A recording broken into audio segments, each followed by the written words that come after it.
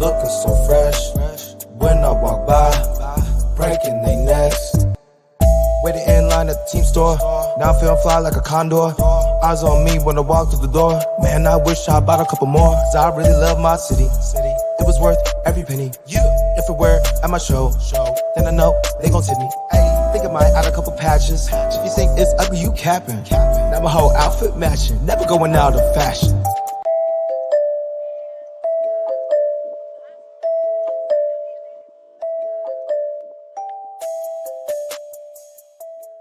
What's up, everyone? Welcome, episode 649, Talking Friars podcast and YouTube show. Ben Fadden here with a special guest today, Jon Schaeffer, San Diego Sports 760. Obviously, John and Jim, Padres wrap-up show, does Aztecs football, obviously, with the play-by-play in his first year there. And we will get to some Aztecs talk here at the end. But, John, thank you so much for coming on. Obviously, was hoping to be talking to you this week about the NLDS, but unfortunately, we're talking about the end of the Padres season here. I appreciate you having me, Ben. Yeah, it happens quick, you know.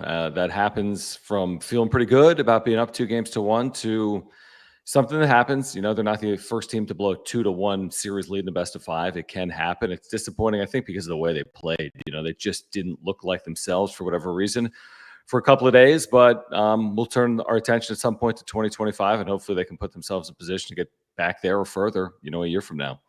Yeah, yesterday on your show, I was listening. I just listened back to the opening segment about how if it was you, like you're willing to harp on this for 3 months. Yeah. So let's do some harping here in this first one. Jeff Passan yesterday on ESPN, or yesterday or other day on ESPN. Padres, they weren't beaten by a better team. They just blew it. Do you agree with that? For me, it's hard for me to disagree with that. To me, when I hear something like that, it doesn't make me feel better, first of all, Right. because it's like, man, it's like we were in a position. Yeah, I mean, I tend to agree. I mean, sports are basically like, you know, it's a business of winning. So you either take advantage of your opportunity or you don't. There's not much gray area for me. I mean, they led 2-1 and we're playing at home. You know, there was a brief moment in time they were the World Series favorite. So yes, they definitely blew an opportunity. Again, is it comparable to like a team like the 04 Yankees that blew a 3-0 lead? Of course not. You know, is it, blowing a 28-point lead in an NFL playoff game in the second half? It's not that, but it's a wasted opportunity is what it is. And to be playing at home, and, you know, we go back and you can go through some of those games in your head, like game 4, they weren't really in it, but did they make the right decision to pitch Dylan Cease on 3 days rest? Did that kind of take them out of the game? And again, you have to score to win, and they didn't do it in either of the 2 games. But then you're thinking about game 5, and there were so few opportunities, and you can't blame Fernando Tatis Jr. really for anything because of what he did in the postseason. But your one opportunities with him, with first and second, one out, and you just don't capitalize there. So it's just an offseason of thinking kind of what if Dylan Cease was better, or they went with a bullpen game like the Dodgers did in game 4, or what if Fernando Tatis Jr. happens to come through in that spot. But they didn't, and it makes it a bit of a long off season, especially when you lose to your rival like Los Angeles, and we'll see what they do from here on out. But it's just, it's kind of tough to understand as to why, but this is sports and this does happen, and unfortunately it happens to the Padres. Yeah, and I've been hearing from other shows as well about, and I don't know if you guys discussed this, about if the Padres choked or not.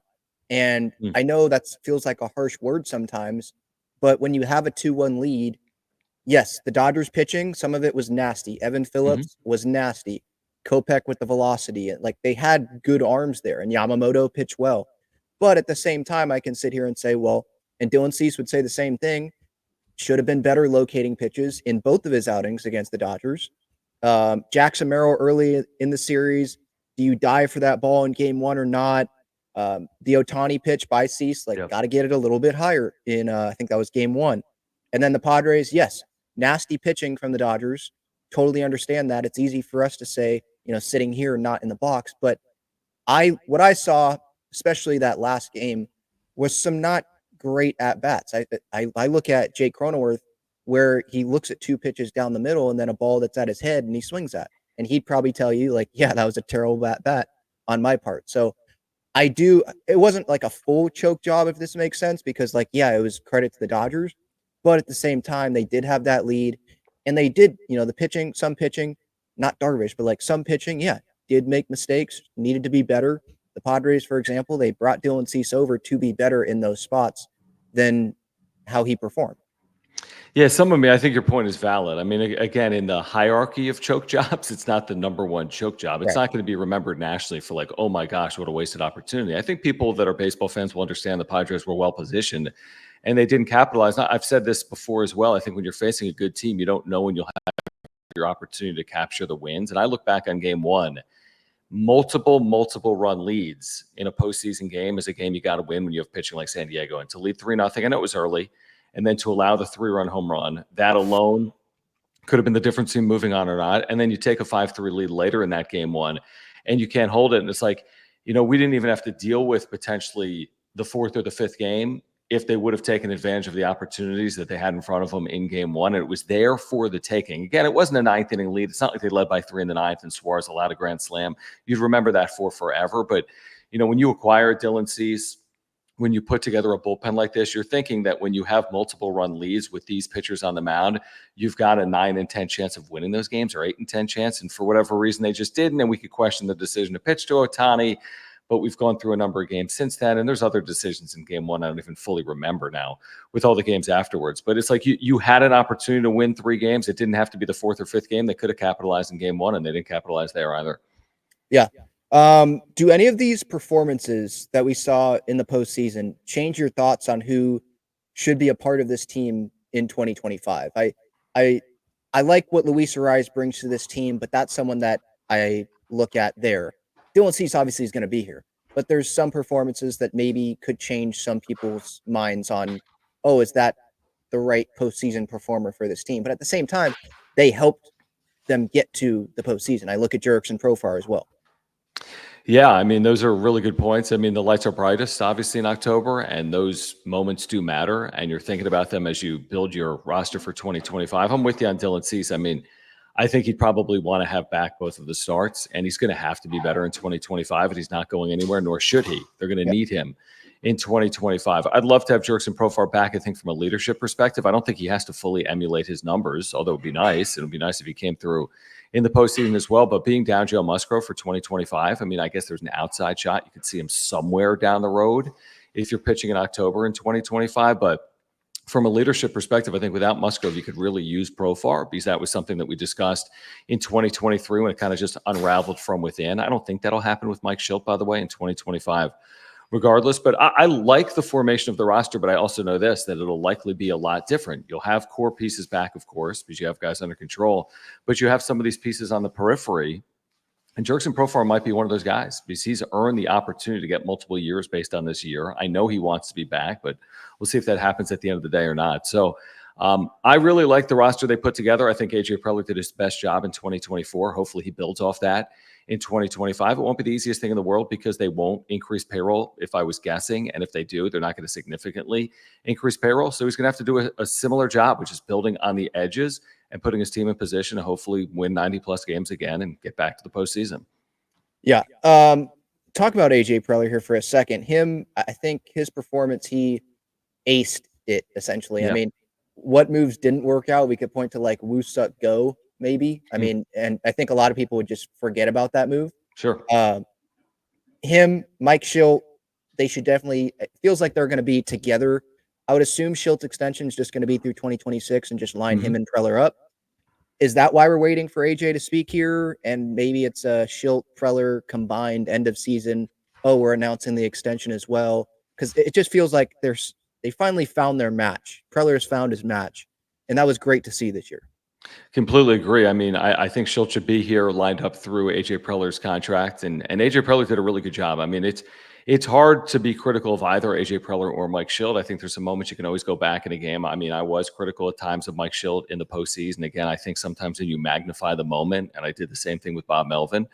And when you don't end up winning a World Series, I think there is probably some criticism. The expectation is to win. I mean, the Padres have Manny Machado and Fernando Tatis Jr. here to win. We all want to see a World Series championship. It's not just to get there. It's about winning at the highest level. And I thought in 2022, to their credit, they put themselves in a position where there might have been a brief moment they were also a World Series favorite heading into that Phillies series, or at least to get to the World Series. And again, for a brief moment in 2024, they might have been the favorite to win the World Series. So I think some criticism is fair, considering you had your hopes up to maybe win at the highest level in the history of the franchise. But with all that being said, Mike Shildt did a really good job. AJ Preller did a really good job. I see Rob Thompson get an extension through 2026 with the Phillies. I know Buddy Black's going to be back in Colorado. There's no real reason why you wouldn't extend Mike Shildt, and I assume it's a formality, and it will come at some point in October or November. And I like my chances with Mike Shildt and AJ Preller together. Again, it's not the easiest path when you're in a division with Los Angeles. So it's never going to be easy, but I'll take my chances with that group running the operation in 2025 and beyond. For sure. Part of what stings this year, and I know I've been thinking about this probably too much, but just how great of a shot like the path. People talk about the Yankees path, what they had, obviously. But for the Padres, I mean, with the Dodgers, with all the injuries that they had, the Padres, they had the 2-1 lead. We can go back to the wild card series against the Braves where they were banged up. Mm-hmm. And then you'd play the Mets, who, yes, a lot of people will say, yeah, team of destiny and all that. But I would still take the Padres over the Mets. And then World Series, okay, let's throw the Yankees at the Padres. Okay, the Padres, I think, could still go beat the Yankees. So it just stings because 2022 was a little bit different because I think it was the Astros, I believe, that they would have had to go face. That's still a little bit different for me than the path that they had this year. This year, it just felt like everything was going right. I know Jim talked about it yesterday about having the rookie, having the manager, having the pitching, the talent. And that's why I know it's the Dodgers, but it really does sting this year, regardless of the opponent. And I would say this too, to your point, you're right. And then Joe Musgrove. If Joe Musgrove is on the mound in Game 4 at home, healthy and pitching the way he did in the second half, the Padres are a huge favorite in that moment. Now, they're already a favorite with Cease on 3 days rest there against bullpen day for the Dodgers. But if you had a fully healthy, and we'll never know, and they never had a chance to have that, we said in the moment that losing Joe Musgrove, and I don't know if you heard me that day or not, is a massive loss in a longer series because there's no getting around to win a World Series. He's going to make 4 or 5 outings for you, likely. Game 4 of the DS, 2 starts in the CS, 2 starts in the World Series. And how you overcome that hurdle, there was no clear path to do it. Whether they would have trusted their bullpen, maybe it would have worked a time or two, or maybe they would have trusted Martin Perez, maybe it would have worked a time or two, or Dylan Cease on 3 days rest. Clearly that didn't work here in 2024. And it's not to cry over spilled milk, but just thinking about what that meant, not to have Joe Musgrove and knowing that if he was healthy, maybe you're still playing, but simply that injury alone, him not being available to you, might be the difference between you playing on and now having, an early offseason, unfortunately, here this year. Yeah, let's look back now. Some of our favorite moments of this Padres season. For me, the Dylan Cease no-hitter, I feel like that's like the most forgettable, awesome thing that happened this year. I don't feel like people bring that up enough, but there was a bunch of walk-offs.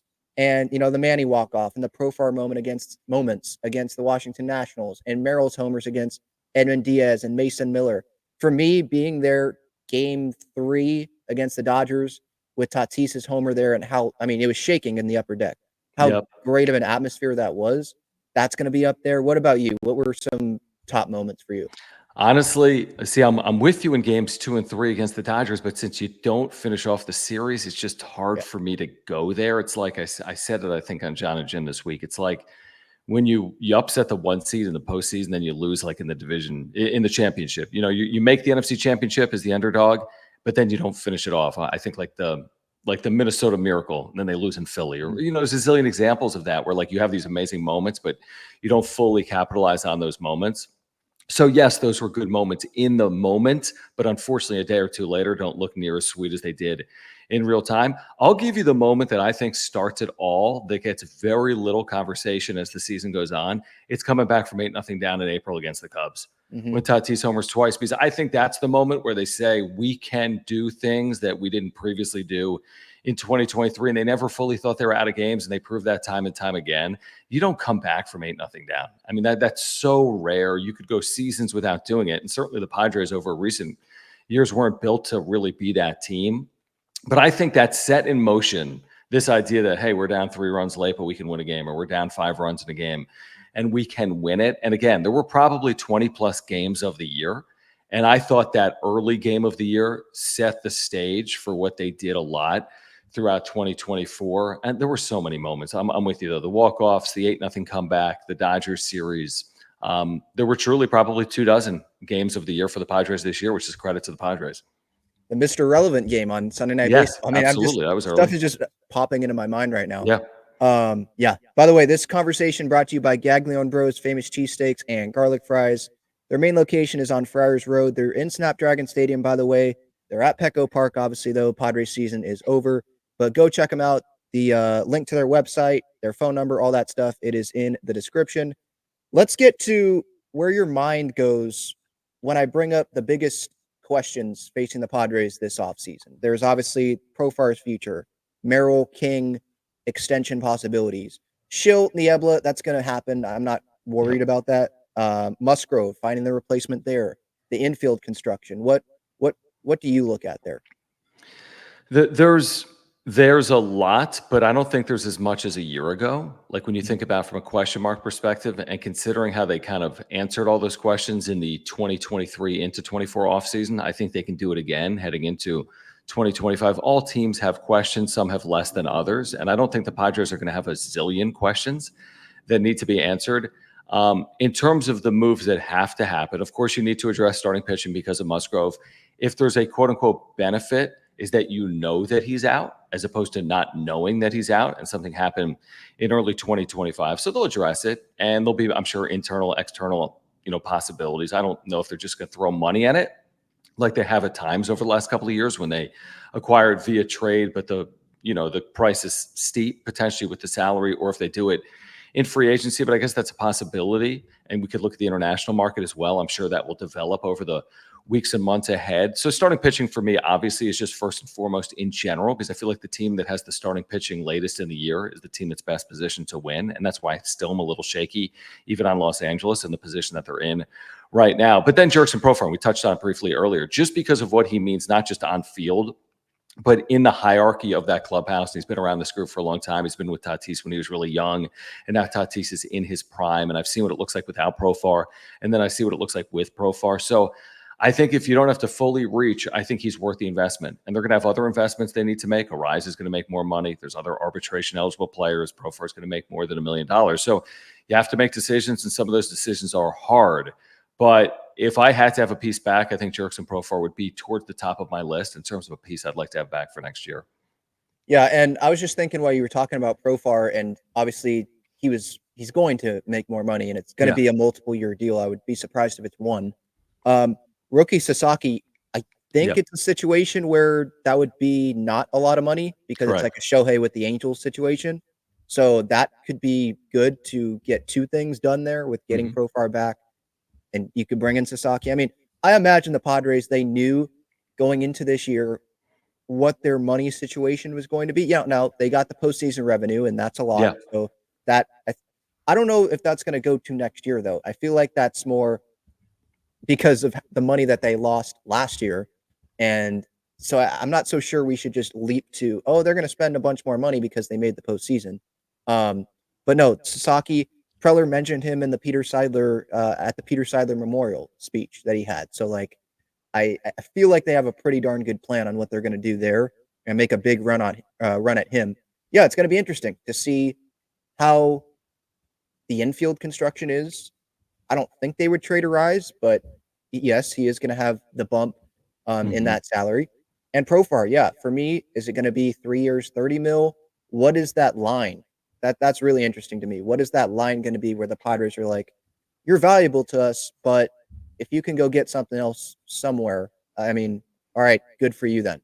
But 2023 though, we saw like he had a good year in 2022, but it was pretty clear that there wasn't that same value. Other teams didn't see that value in Profar that he had to the Padres, and that could be the same case for 2024 as well, because 2023 wasn't that great for Profar, where 2024 it was great. Great, first half. It did fall down a little bit. So maybe that could help the Padres, but there's no doubt that he's the perfect fit for the Padres. Do other teams see that with Profar? Yeah, and the thing that might benefit them is he's not a young player. You're right. He hasn't had a lot of success outside of San Diego. If you just look at the sheer numbers, he hasn't been the same player. So I hope that there's maybe a happy medium where it's a 2-year deal, truthfully. Like I'm just speaking out of turn, 2 for 18.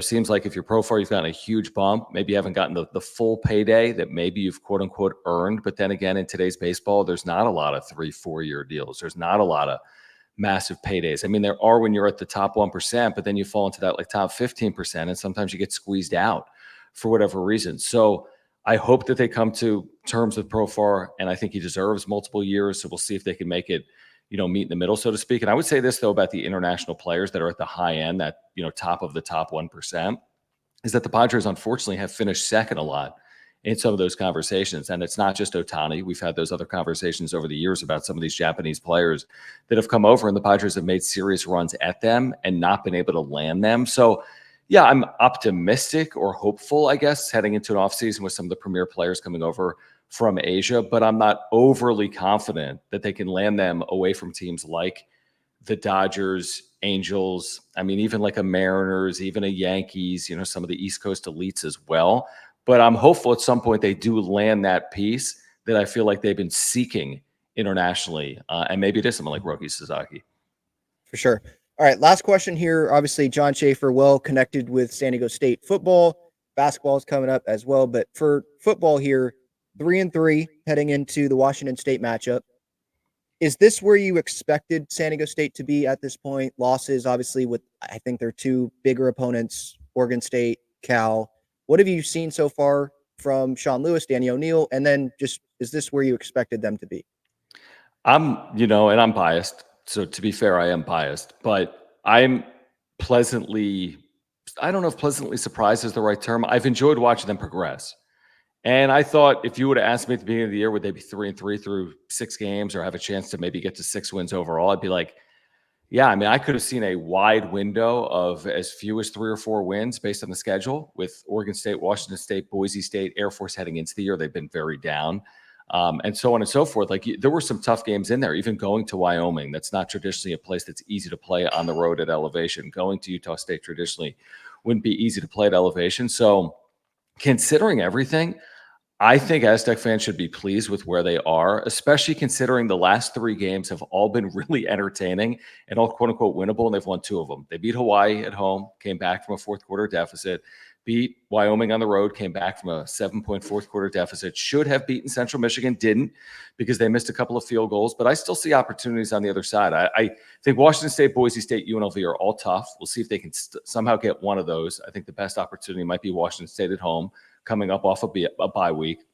And then you have New Mexico, Air Force, and I'm missing one other game, and Utah State. So, you either go perfect in those 3 to get to 6 wins, or you win 2 of those 3 and maybe steal a game against Washington State in an effort to get to 6 wins. But they're 2-0 in the Mountain West. I think Danny O'Neill keeps getting better. I think the offense is progressing. I think they're showing improvement. So I think if you're an Aztec fan, you should be encouraged based on having a first-year head coach and a team that's getting better in the first half of the season, hopefully continues to improve in the second half of the season. One more one that I thought about right now. Where do you see this team like realistically being here in a few years down the road? Do you think that it's realistic for them to be, top 25 around there once they get into the new Pac-12?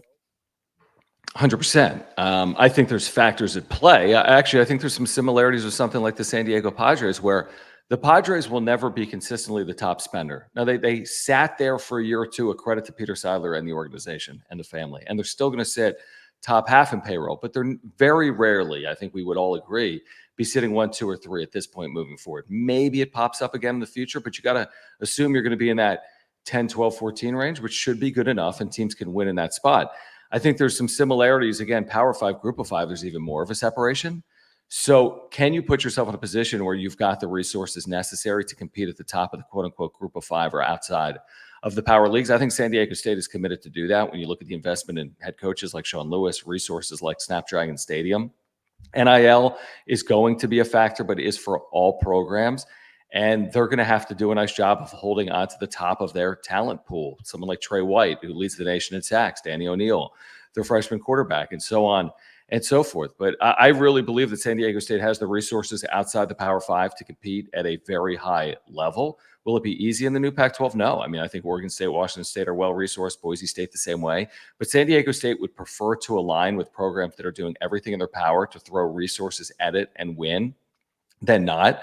So I'm very optimistic. I mean, it's not college football is a it's a tough game to play, so to speak, right? It's very uneven, a little bit like Major League Baseball, where you could have a team that spends $20 million on payroll compete against a team that spends $400 million in payroll. Yet the team that spends $20 million is capable of beating a team that spends $400 million. So my point is, it's uphill.